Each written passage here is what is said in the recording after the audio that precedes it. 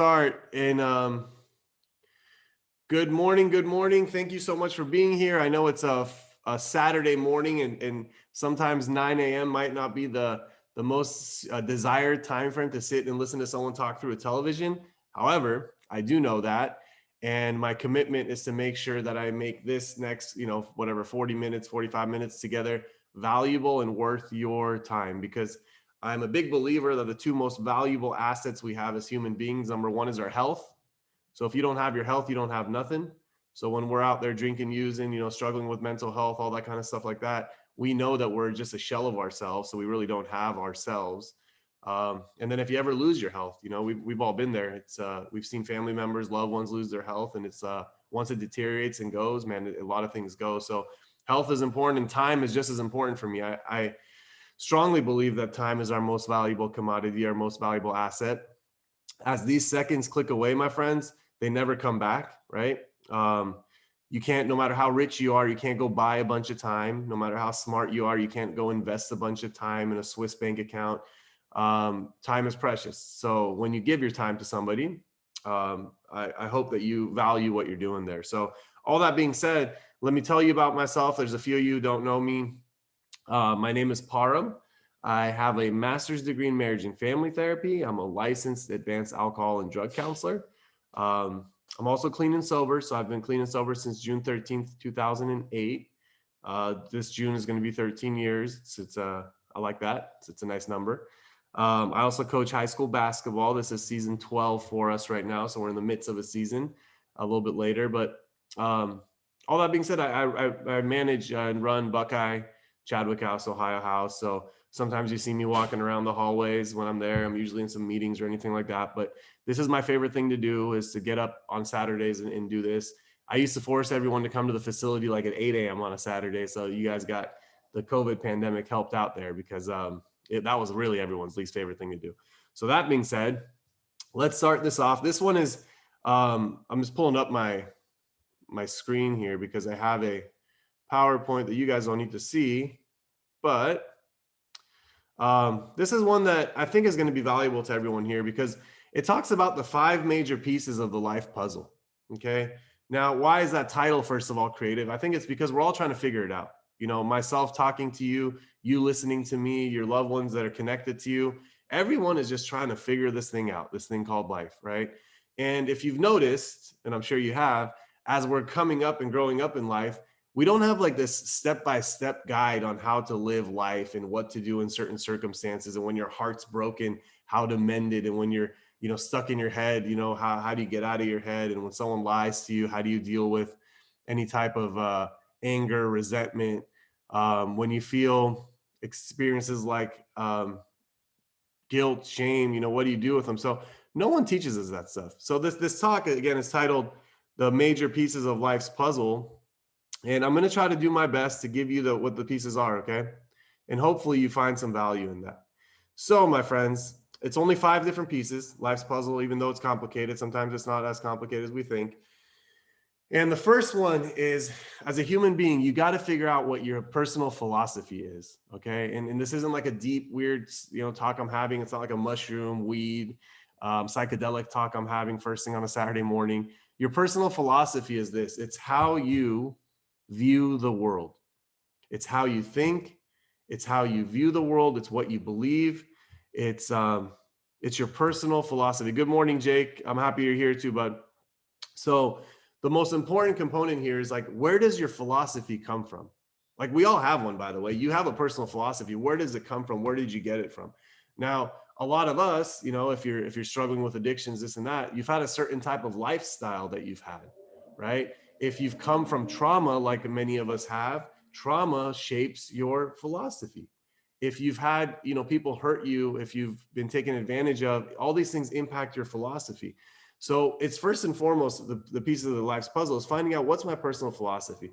By the way, if you don't like where you are in life right now, it has less to do with your circumstances. It has less to do with your current situation, and more to do with your philosophy, because your philosophy has had a major role in you getting to where you are today. So if you don't like where you are, then you got to start changing the philosophy. It's exactly like changing the sails of a sailboat. Sometimes you might be in the middle of the ocean, right? And you don't like where you are and you want to go somewhere else. Well, before you can even get somewhere else, you got to change the sails, man. You got to change the direction of the sails. And this is one of my favorite quotes. It says, in life, you can't change your destination overnight, but you can change your direction overnight. And if you change your direction, what that does is over a period of days, weeks, months, maybe years, it will take you to a completely different destination, right? What a lot of people want to do is they want to change their destination overnight. They just want to go completely somewhere else. And they start going and they get frustrated because they don't get there.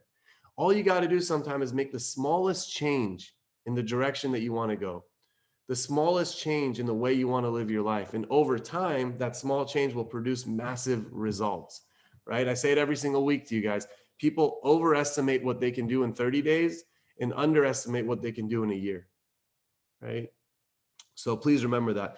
And if you're wondering what failure is, they don't really teach us what failure is failure is a few errors in judgment repeated every day. So I'm not talking about, the worst case scenarios of failure.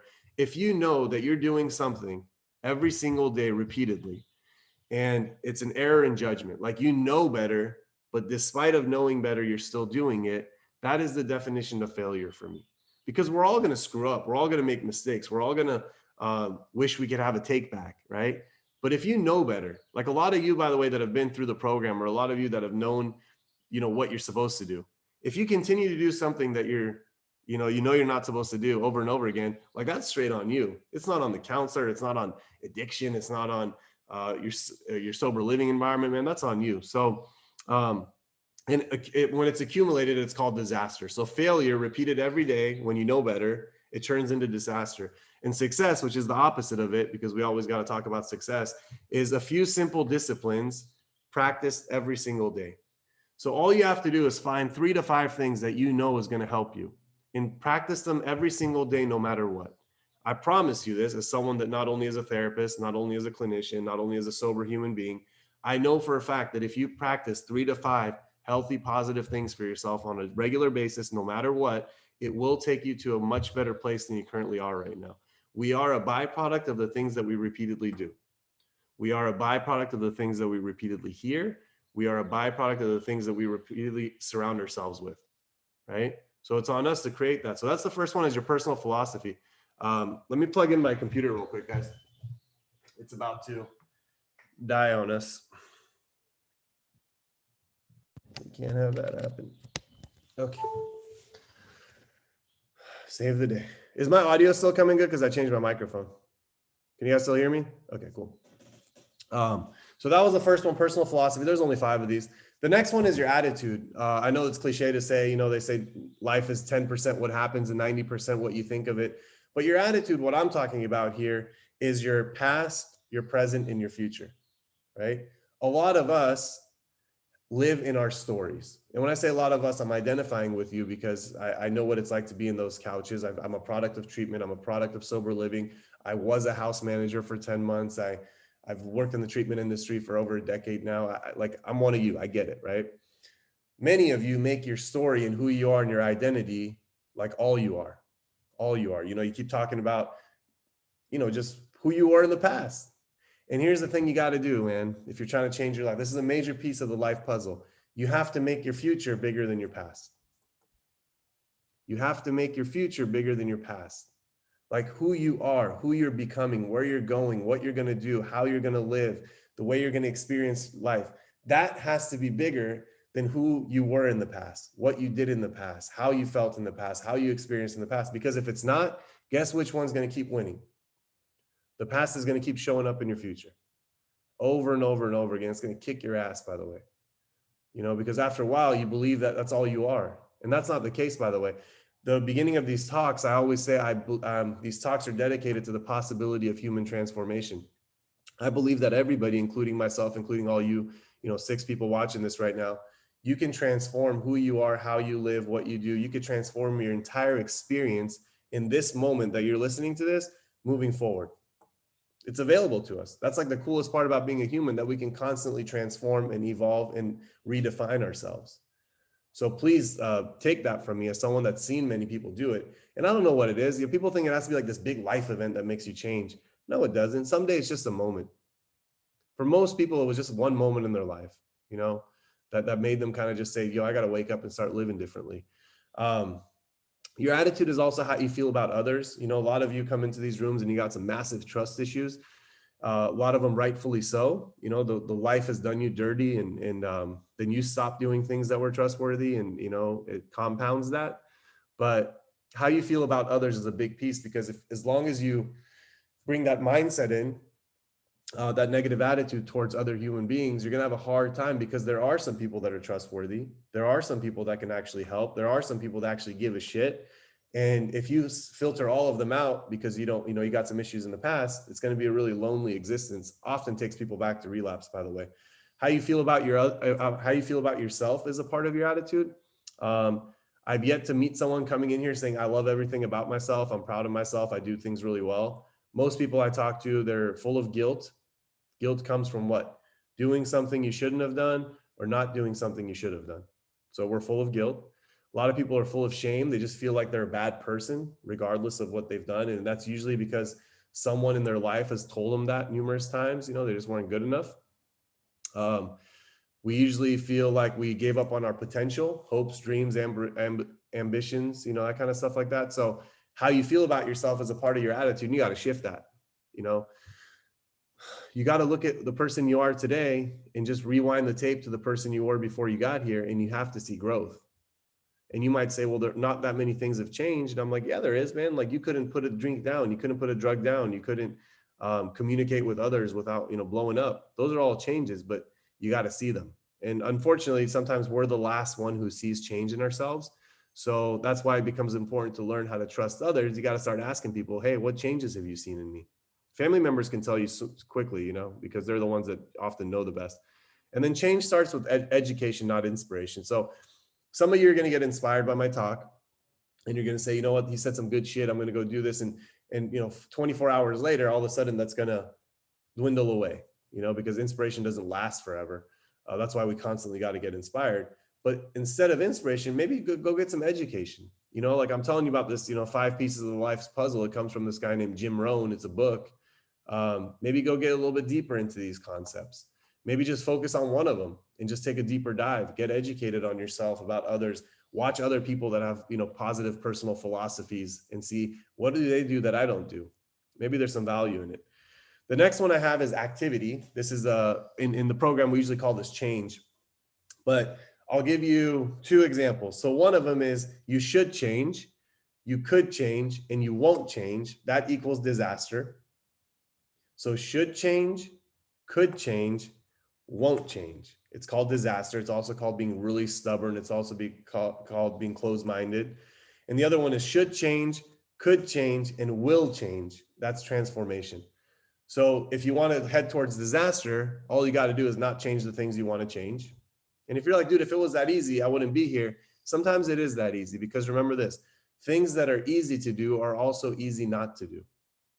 Like, it's easy to walk around the block 30 minutes a day, 7 days a week. But how many people do it? Not that many. It's easy to choose healthy things to eat. But how many people do it? Not that many. Like, it's easy to have healthy boundaries with other people when you really know your life depends on it, right? When you're like, dude, if I hang out with this person, I'm going to make some bad decisions. It's easy to not hang out with that person. But if it's easy to do, it's also easy not to do. So if you know there's something in your life that you should change, example, addiction, and you know that you could change it, the support that you have in the place that you are right now, and the fact that you won't change it, it's going to lead to disaster. But if you will change it, it'll lead to transformation. And things don't really change. The only thing what will change is you. So if you want your circumstances to change, if you want your world to change, you got to look within, and you got to change from here, and it'll have ripple effects externally. So when you change internally, your external world changes. This is like Buddhism 101. This is Eastern philosophy 101. It all starts from internal change. When you change your internal outlook on life, your external view of the world changes. And that's why some people are calm in the midst of chaos, serenity in the midst of chaos. When you're at peace with yourself, you're at peace with the world. It's like, these are all sayings that are out there for a reason. And many of you that aren't, it's because your internal connections all screwed up. You're not okay with yourself. You're not okay with the person you are, where you are in life. And until you get peace with that, man, good luck with other people. Um, get a list of all the things that you should be doing right now. So I always talk to you guys about this, man. Write a list of everything you guys need and really get to work, like legitimately get to work on it. I can't make you do it. No one can make you do it. It's really up to you if you want to do it or not. But I have a strong suggestion that, if you should change it and you could change it, do it and see what happens. And do the best you can. I'm a big believer of that. Our best changes from day to day. Some days you guys might be going through like some cravings or some triggers from the past, or you might be just going through the efforts, and your best is only like this much, but it's your best. And some days you're feeling really good and your best is, double that. Whatever your best is for that day, just do your best, but nothing less than that, because doing less than your best every day is just going to lead to disaster. And your philosophy on activity will dictate your future. So when you sit down and say, hey, what's my personal philosophy on like doing activity, being in action? If you don't have one, create one. Like for me, it's the most important thing I got, to be honest with you guys. I'm always moving, even if I'm standing still. That's a intense thing for you guys to pay attention to. Even if I'm not doing anything, I'm still moving. And what I mean by that is I'm still making progress from the day before, right? Even if I'm not moving, I'm still making progress on the day before. I'm just setting myself up for something coming ahead that's going to help me get that progress. So these are all personal philosophies, man. And I've really polished up my philosophy. So before you guys all met me, 13 years ago, I don't think any of you guys knew me. My role models in life, legitimately, Al Pacino and Scarface, Johnny Depp and Blow, Robert De Niro and Goodfellas. Like those were legitimately my role models. Like I talked like them, I walked like them, I acted like them. I delusionally, because of crack cocaine, thought I was them. And that philosophy had me becoming a certain version of myself. And as I got clean and sober, and I'm like, all right, well, I can't do that anymore. All those idiots either die or end up in prison. I need to change my philosophy. And I don't have that many people around me that were like really killing it. So thank God for, avenues like, YouTube. I started watching people that inspired me.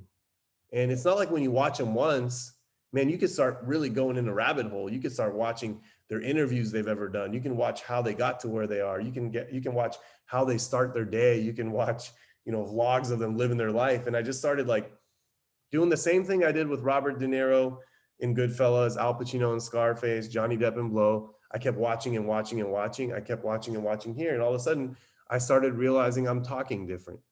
I started realizing I'm looking different. I'm walking different. I started to realize I'm getting more respect from the people that I want to get respect from, not the idiots in the bars and the nightclubs. And then I was faced with two different new worlds, man. Which world do you want? So I strongly suggest that you look up to some people and start emulating them, man. Start following them. There's nothing wrong with that. That's what we do as children, by the way. Children find people that they like, that they act like, they mimic, kind of like little birds. And as a byproduct of that, they become something similar to that. And then all of a sudden when we become adults, we're like, no, I'm not going to do that anymore. Why not? Why not continue to do the same thing kids do? It works for them. Give it a try. Maybe it works for adults too. And the results right here. So if you're talking about activity and action and you're not talking about results, then you are definitely not doing something right. Okay, so I'm gonna say that again. If you're talking about taking activity in life and talking about taking actions in life, but you're not measuring results, then there's no point in doing any of it at all. So what are results? They're measurable progresses of what you're doing in a reasonable amount of time, right? So it says reasonable amount of time. And here's why. Remember, I said people severely overestimate what they can do in 30 days and severely underestimate what they can do in a year, right?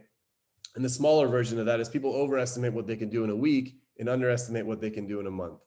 So when you give yourself a goal, when you're taking some action, when you're doing some activity, if you give a timeline that's unrealistic and just ridiculous, and you get to the end of that timeline and you say, well, I tried and I didn't get there, right?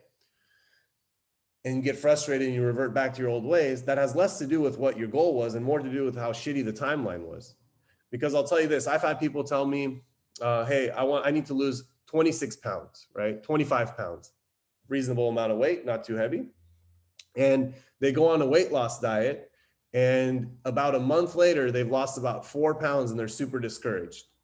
And the next month they lose like a pound and they're like really discouraged. So, 2 months they've lost 5 pounds and they say, you know what, fuck it. This isn't working. I tried to lose 25 pounds. I needed to look a certain way by this date and it didn't happen. They go back to reverting back. Right. But if that person, right, loses a half a pound, just a half a pound, just a half a pound, right, every single week, right, that's 1 pound. That's 4, like just a half a pound every single week. Do you guys know we have 52 weeks in a year, right? So that makes it 26 pounds in a year, just by a half a pound. That same human being, if they would have just been realistic with the weight loss journey, been realistic with how it's like to actually lose weight, because all the body tries to do is hold on to equilibrium and it does everything it can not to lose weight. In 1 year, they would have got to their goal when they set a stupid, unrealistic expectation of doing it in 90 days and not getting there. So people overestimate what they can do in a little bit amount of time and underestimate what they can do in a long period of time. And so is the recovery process, by the way, mental health, addictions. If you don't like the way you feel after 90 days, if you don't like the way you feel out of 4 months, and you're thinking that's the way you're going to feel forever, that's like a really weak, poor mindset, because it's not based in science. It's not based in data. It's not based in facts. It's not based in personal experiences, because brain plasticity and brain elasticity is real. For those of you who are abusing the amphetamines and cocaine and methamphetamines and Adderalls and crack cocaine, it takes about 18 months for the brain to start healing and recovering to the point that you're naturally pumping dopamine back in your brain. 18 months. So if you're chilling there 30 days, 60 days, 90 days, 4 months saying, my life isn't that fun, I don't find joy, without meth, everything sucks. Well, no shit, bro. You did a number on your brain. You put one of the most powerful, dangerous, deadly, toxic chemicals in your brain, smoking it, snorting it, slamming it, and you're wondering why 90 days later you ain't feeling good? This is the real talk you got to hear about drugs. There is no there is no way I can sugarcoat that for you guys. And I'm not going to sit here and lie to you guys saying that, sorry, I was letting some people in. There's a bunch of people coming in right now. I can't sit here and lie to you guys about the fact that 30 days later, you're going to start feeling good and life's going to get good. I mean, how irresponsible of a comment would that be? Because it takes time. None of you just got here overnight. It's really rare that I've ever experienced anyone coming here that just recently started using drugs and alcohol. You've all been on this journey with drugs, alcohol, mental illness, all that kind of stuff for oftentimes years. And if you expect 30, 60, 90 days is going to resolve that, then I strongly encourage you to look at a reasonable timeline. And not all drugs take as long as meth and cocaine and those Adderall stimulants to kind of get your brain back. Those are very, very, the time frame of 18 months that I'm telling you is because of the amount of dopamine that gets zapped out of your brain, and your normal functioning, your reuptake inhibitors is what they're called. They're just not working. Physical activity really helps that, but I know you have zero desire to do it. So it's kind of like a catch-22. But if you want to also look at results, you have to ask yourself this question: is what have you accomplished in the last day? What have you accomplished in the last week? What have you accomplished in the last month? What have you accomplished in the last 90 days? What have you accomplished in the last year? What have you accomplished in the last decade? Right? You got to be honest with yourself. You got to sit down. If you don't want to tell anybody that, if it's too painful to say not much, you got to be honest with that, because that's where you are. To thine own self be true. That's who you are right now. If when I was sitting in rehab back in 2008, the last time when it stuck, if someone told me, hey, yo, tell me what you've accomplished the last day, the last week, the last month, the last year, the last decade, the answer would have been nothing except a bunch of detoxes to many of those questions. I haven't held a job. My family doesn't talk to me. I've dropped out of community college 5 years ago. I haven't gone back. I've been to 7 or 8 detoxes. I've been to the hospital 3 times for overdoses. That would have been my list. So if that's your list right now, that's okay. Because my list right now, 13 years later, turned into been sober for 13 years. I own a couple businesses. I coach high school basketball. I'm married. I'm healthy. I'm happy. I contribute to society, right? But it had to start from somewhere. And I had to start from saying I've really fucked everything up. I had to start from there to get to where I got to. So if that's where you are, you got to be honest with yourself.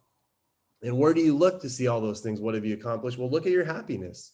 If you've been depressed for 1 year, 2 year, 3 year, 4 year, well, fuck, man, say, I've been depressed. Do something about it, right? And I know depression's a mental illness. I know all that, but there's a lot of things you could do to help manage depression. Do them. What books have you read? Some of you are like, books? The hell is this guy talking about? Maybe audiobooks will be okay if you don't want to read books. I'm an audiobook guy. I use my car as my classroom. I drive 40 minutes to and from work every day. So that gives me a long time to listen to audiobooks. What's your bank account look like? Get honest with it. You know, when I was you, my bank account was always withdrawn, you know, always. I mean, it was never above the negative. It just never happened. Because as soon as the paycheck would go in, all of it would go back out again. It was just a vicious cycle of that crap. What are your relationships like? Your romantic relationships, your intimate relationships, your friendships. What's your health look like? You got abscesses all over your body. You know, can you not sleep at night? Are you super dehydrated? Like, what is it? Those are the results you have to look at, because the results of, hey, I'm just not drinking and using today, that's wonderful. That is the prerequisite to looking at everything else. Because as long as you're loaded and as long as you're high and as long as you're faded, as long as you're wasted, you're not looking about your happiness, your books. You're not looking about your relationships, your health. All that shit's out the door anyways. So you got to get clean and sober to look at that stuff. And if not now, when? So some of you might be saying, hey, Parham, that's just way too much, man. It makes me too sad. It's overwhelming. It's too much to look at. It's too much to face. I get it. It probably is. But if not now, when? Like, if not when you're in a sober community of men and women that are all in the same damn boat, trying to get the same outcome, trying to move forward in their life, surrounded by a sober house manager, surrounded by sober clinicians, sober therapists, sober business owners, people that actually give a shit about your life. If you're not going to do it now, you think you're going to do it later? Like one day when you're not in all this support, you're just going to sit down in a room for rent somewhere and say, you know what? I'm going to start looking at my happiness. I'm going to start looking at my books, my bank account, my relationships, my health, and I'm going to start taking measurable actions towards that. I'm telling you, if you don't do it now, you ain't going to do it tomorrow. People overestimate tomorrow and underestimate today. How about that? You know, people think that tomorrow the magic happens. That was my old program, by the way. If you ever want to know what kind of sober program I lived before I got sober, it was just for tomorrow. Everything I did was tomorrow. It was like, yeah, I'll get to that shit tomorrow. I'll do that tomorrow. And if I ever said I'm going to get clean and sober, and it was a Monday, you know, Monday, get up at 11 o'clock, you know, this is my wake up time. My wake up time now is like 4:30, you know, but back then my wake up time was like 11. And I get up out of bed. I'm like, I ain't going to drink today, man. I'm good. I'm not going to put nothing in my nose today. I'm not going to pop any pills today. And like by 1:30, I'm loaded. Despite of my desire not to do that, by the way. It wasn't like, oh, okay, I'll be like, all right, I'll get sober next Monday. You know, this week already went by. Just what the hell? I mean, the timelines were all fucked up. So if not now, when? You know, I really urge you to answer that question for yourself one day. And the last one is lifestyle. So I know there's a certain lifestyle that comes in the world of drinking, using, mental illness. So mental illness has a lot of depression, has a lot of, you know, up and down relationships, has a lot of anger, you know, self and others. There's a lot of stuff that happens with mental illness. With addiction, there's a certain lifestyle that comes with it, very similar, because addiction produces the same things, symptoms of mental illness like anxiety and depression, manias, you know, bipolar stuff. Addiction can do that on its own, by the way. And you guys know that, you know, smoke enough meth and see what happens. And your lifestyle is a certain way. So either you're super isolated by yourself, living that because no one gets you, or you're just hanging out with a bunch of people that are all doing the same shit. And it's a certain lifestyle that gets created. So if one of the pieces of the life puzzle, for those of you who came late, we're talking about 5 pieces of the life's puzzle, and this is the 5th one, is learning how to change your lifestyle. And what does lifestyle mean? It means learning how to live well. That's what a lifestyle is, man. Learning how to live well. And how do you do that? Well, what are the areas? Man, one is wealth. So you have to learn what wealth means. And I'm not talking about you have to get educated on the financial markets and you got to know all these crypto crap currency stuff going on. You got to know this, none of that stuff. Wealth is way beyond money in dollars and cents. Wealth is a word that is encompassing of a lot of things. Like when some of the poorest people in the world could be the wealthiest. Did you catch what I said there? Some of the poorest people in the world could be the wealthiest because they're full of things that actually bring them joy. They have things, they have possessions, they have connections, relationships in their life that bring them freaking joy, right? So you got to get familiar with the word wealth and say, what makes me feel wealthy? And for some of you, by the way, it might be money. But I could tell you this, and usually people don't like it when someone says something like this. Money doesn't bring happiness. I'll tell you that. And someone told Jim Carrey, they're like, because Jim Carrey is known for saying money doesn't bring happiness, because he struggles with serious depression. And they're like, you know what, Jim Carrey, this is really annoying because it's all you rich people that always say money doesn't bring happiness. And he's like, well, who else would be able to tell you guys that? Who else would be able to tell you that money doesn't bring happiness besides the people that have the money? And if you don't believe that, that's okay. My hope is that one day you do get successful enough that you get all the money that you think will bring happiness. But study and research and data has proven one thing without any type of doubt. It's to anybody that doesn't have their basic needs met. So if you don't have shelter, if you don't have food, if you don't have running water, if you don't have, a safe space to put your head at night, additional money will bring additional happiness. Okay, so catch what I said there. If I go tell the homeless person in Costa Mesa or the homeless person in Los Angeles or someone under the bridge that money doesn't bring happiness, that's full of shit. That's a lie to that person because money will help them get all of their basic needs met. Correct? But to people that have all of their basic needs already met. So if you have all your needs already met, like your stomach's full, you got clothes, you got a roof over your head, all that kind of stuff, additional money doesn't bring additional happiness. Because if that was the case, if that's the math you want to go by, that means the richer the person, the happier they would be. And that is just not the case. That's just not the case. So if you want good things in life, if you want nice things in life, there's nothing wrong with that. It's one of the parts of living in America. You can actually pursue all the nice things. Just know that this crazy guy in his living room on a Saturday morning told you this. Just know that when you get whatever it is that you want, outside of a momentary spike for your happiness, it's not going to do anything for your happiness long term. So if you want to get a really badass car you've always wanted, go for it. Grind, hustle, get your car you want. Just know that after the initial rush goes away, that car is just going to become a piece of metal. And how do I know that? Have you ever walked by a really, really, really nice car and someone wrote on the back of it, "Wash me"? That's exactly what I'm talking about right there. That's exactly what I'm talking about. Or, you ever wonder why all these relationships end? People just leave each other, divorce, break up. That's not the case when they first meet each other, right? You want to know why people jump from job to job to job? It's not the case when they first get the job. They're happy as fuck. I got a new job. Yeah. And then 2 weeks later, they're on Indeed looking for another job. Just be careful of that pattern. So then you got to look at your health. Your lifestyle is how can I be in optimal health? There is so much information, documentaries, knowledge, information out there on how to live a healthy life. Please go watch them. I'm not going to be super biased. I'll tell you, I'm full blown vegan. I have been for many years, but I know that's not for everybody. Some of you don't want that, like that, prefer that. That's okay. From what I've learned and what I've found, mind, body, spirit, health, it's the most optimal way for me to live. And for many people that I know that live that way, blood work comes back and doctor's notes comes back and it's also healthier than the standard population.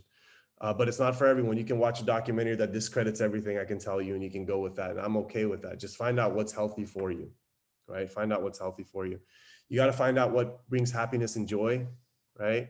I've shared with you, some of you are new, so you don't know I've done this before, but the most important thing, the single most important thing I've ever done to find out what brings joy is I volunteered at an old person's home for a year. It was called Country Villa. I started off there as a student for a human services class, getting my bachelor's degree. And it was like an internship I had to do for a month. And I liked it so much, I stayed there for an entire year just voluntarily. And the reason I bring this up when I'm talking about learn how to live well is I had the opportunity to meet a bunch of strangers, people in the end of life, dementia, the hospice care.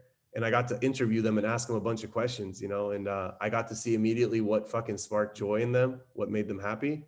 And I got to see immediately what filled their eyes with tears. And when you do that, you realize the important things in life, and, the material world for me doesn't become that important. I'm severely, I'm a very, very strict minimalist, all that kind of stuff. And I learned a lot of that, through that experience. Communication, you have to learn how to communicate well. You see, I drop a lot of F-bombs, and sometimes my old versions of communication comes out, and that's okay. That's just a part of who I am. However, I'm really well spoken now. I can write pretty well. And all that came from the fact that I realized that if I want to connect to other human beings, if I want to keep your attention, all you guys are doing a really good job paying attention right now. One of the medians, one of the ways that I can do that is by learning how to communicate. Because if I can't, I mean, it's first of all, it's painful for you, and it's usually painful for the speaker because they're wondering why they can't connect. So communication becomes so important. And where do you start that, by the way, is with yourself.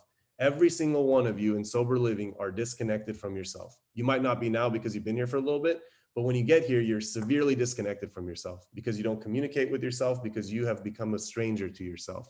You don't know who you are when you look at yourself in the mirror. Get to know that first, like I talked about earlier. Communicate with yourself. Communicate with yourself. It's the most valuable thing you can do. Write to yourself, talk to yourself in terms of affirmations in the morning, something. The other one, learning how to live well, is to travel. The reason I say travel is important here, my friends, is because um, how many of you have said, if it wasn't for my drugs and alcohol, I would have been able to see so much of the world. I know many of you. I know this COVID stuff last year is a little different, but every other year of your life besides 2020, if you weren't so strung out on substances and medications that wouldn't allow you to get on an airplane, would you have been able to go somewhere? Probably. you know have you lost experiences of doing things because you didn't want to be dope sick, because you needed to hide? Probably. you know and have you spent a lot of money on dope and drugs and alcohol? 100%, not probably. And all of a sudden it's like, all right, if your lifestyle is learning how to live well, we know it doesn't, you're not living well when you're just shooting up in an abandoned house somewhere. You're just hanging out with a bunch of people that are really bad, and you're just making yourself feel better that you're not as bad as them. We know that sucks. So imagine collecting, saving a few bucks from any type of job and going to travel, man. Go look at the world. you know Go look at the world. Yeah, we might live in one of the best countries in the world, but there's so much beauty out there. And some of you might say, yo, dude, you're out of your mind. I don't have money to I don't even have money for my food card right now. I was the same way. Funny you ask. So what did I do? I started watching my favorite show of all time on TV. I don't know if you could find, you can find it. It's called Parts Unknown with Anthony Bourdain. He passed away a few years ago because he was a hardcore heroin addict that got sober off heroin, but he was a hardcore alcoholic afterwards. For 17 years, he didn't touch dope. Jiu-jitsu guy, awesome. I mean, Anthony Bourdain is the shit. And he had this show on CNN called Parts Unknown. And what he would do, he would travel to literally every country of the world, and he would just get to know people. It would show the sights, it would show the food, it would show the culture, it would show the history. And he's really well written and really well spoken. And I traveled the world through Anthony Bourdain when I was living in sober livings, and when I was, just had 4 roommates in one apartment because we couldn't afford, having our own place in California and all that kind of stuff. So, and that gets you a lot of culture, and it gets you a lot of education, so go watch an episode of Parts Unknown. You won't regret it. It's really cool. So the combination of your personal philosophy, your attitude, your activity, and results creates your lifestyle. So all the things I talked about today, when you combine them all, it creates your lifestyle. And what you create and how you create it is solely up to you. Some of you are just going to be pumped after this. You're like, hey, he's got some good points. It's making me think a little bit. But when my voice starts to mellow out in your mind and you forget what we talked about in this morning, when Sunday morning comes around, Monday comes around, man, you're on your own. None of you guys and girls are kids. You're on your own there. And I hope that you continue to stay on this path, find ways that you can stay inspired. I get myself motivated and inspired every day. So I don't wake up just like this every day. Most days I do, but I don't. I listen to something, I listen to someone share exactly the same way that I'm sharing with you to me, and it gets me going, and I'm able to give it forward. Motivation and inspiration is just like showering. Usually most of you shower on a daily basis. Why do you do it? Because if you don't, you're going to start smelling. You won't look good. You'll be dirty. And motivation is the same way. Every day you got to find a way to get motivated. Every day. And there's nothing wrong with that, by the way. People that motivate other people need motivation. So if you don't motivate other people, then you really need motivation. But yeah, so thank you for your time, energy, effort. The 5 major pieces to the life puzzle were personal, philosophy, attitude, activity, results, and lifestyle. I have about 8 to 10 minutes before I have to jump on the Facebook page and I do a talk for the families. So let me know what your takeaways were from this conversation. There's no right and wrong for those of you who've been here. You can just unmute and talk.